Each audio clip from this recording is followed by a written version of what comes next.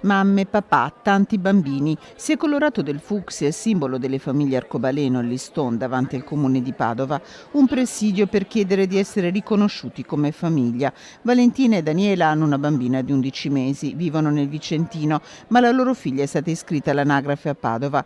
È una dei 33 figli di coppie formate da due mamme che attendono la decisione della procura. Abbiamo trascritto il suo atto di nascita insieme qui a Padova. E lei è una purtroppo di 33 bambini e bambine che sono a rischio di veder stralciata la propria identità. Lei si ritroverebbe di punto in bianco ad essere una cittadina a metà. Oggi lei ha due mamme che possono prendere dei permessi al lavoro entrambe per i suoi bisogni e se il suo documento, il suo atto di nascita, scusate, verrà stralciato, queste due mamme non lo potranno più fare, lo potrà fare una soltanto.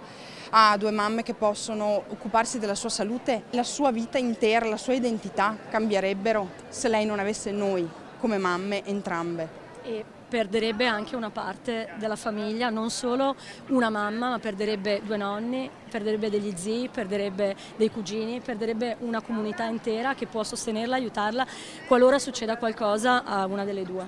Figli piccoli, ragazzi ormai quasi maggiorenni come Elisabetta, padovana, in piazza con il figlio Leonardo. È giusto stare accanto a chi invece ha bambini piccoli. Bambini che è giusto che abbiano i propri diritti da famiglia. Com'è andata la vostra storia? Come avete fatto con vostro figlio?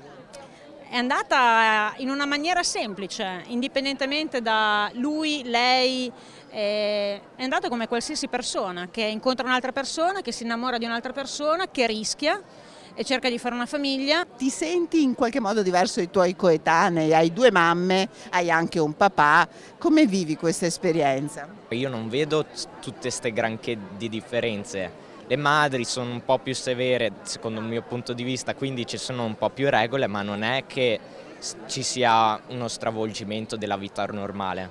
È anche una cosa nuova quella di avere una famiglia con due genitori maschi o due genitori femmina e c'è da fare una traslazione, però sì, è un po' brutto che bisogna andare in piazza per rivendicare il diritto alla famiglia, che è uno dei più importanti secondo me. Con loro i rappresentanti nazionali delle famiglie arcobaleno. A Padova il sindaco ha dimostrato una grandissima responsabilità civile e una grandissima responsabilità rispetto al suo ruolo, dare ai minori le maggiori tutele possibili, che è quello che dovrebbe fare uno Stato democratico.